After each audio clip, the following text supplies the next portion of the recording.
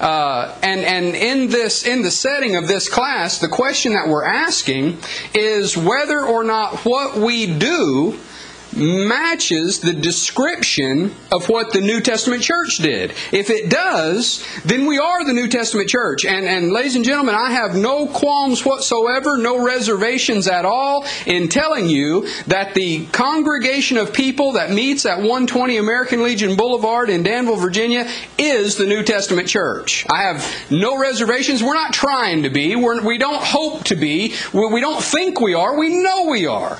We are the New Testament church that Jesus Christ established in AD 30 when the gospel was preached for the first time in Acts chapter 2 to establish the kingdom.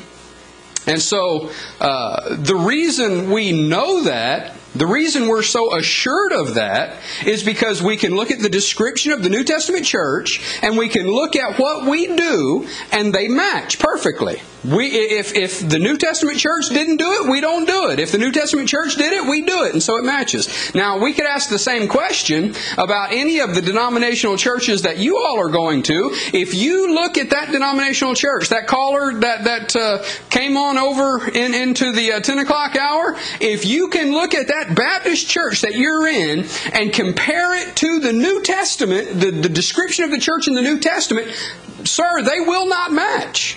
And if they don't match, then you're not in the New Testament church. And so I just wanted to take one thing, and what we've been doing is we've been looking at the description of the New Testament church and comparing it with what we do. And we've been looking at the acts of worship that the New Testament church engaged in.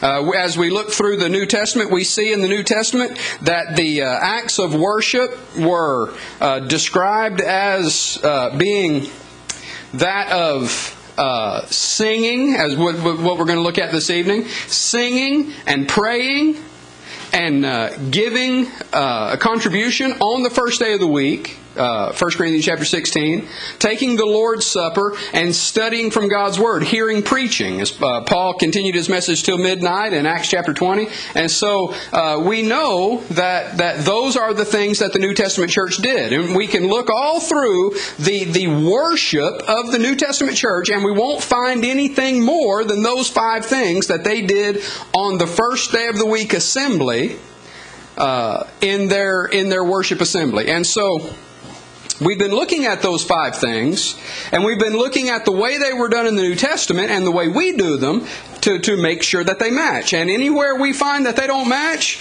our first response to that is that we're going to adapt it so that it matches the New Testament.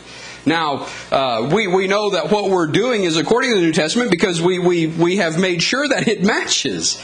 But that's a challenge. That's a promise that I have made everywhere that I've ever presented the New Testament church, is that if you come to visit our assemblies, 120 American Legion Boulevard in Danville, if you come to visit our assemblies and you see us doing things that aren't in the New Testament, then tell us. And my promise is that we'll stop.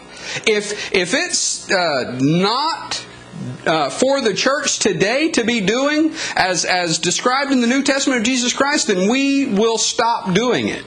Or if we're not doing things that the New Testament church did that is for the church today, then we'll start doing it because we only want to be the New Testament church. Now, we invite your investigation all the time. Come and check us out. Come and look at us. Come and see what we're doing. Because we know that we can give you a book, chapter, and verse for every single thing we're doing.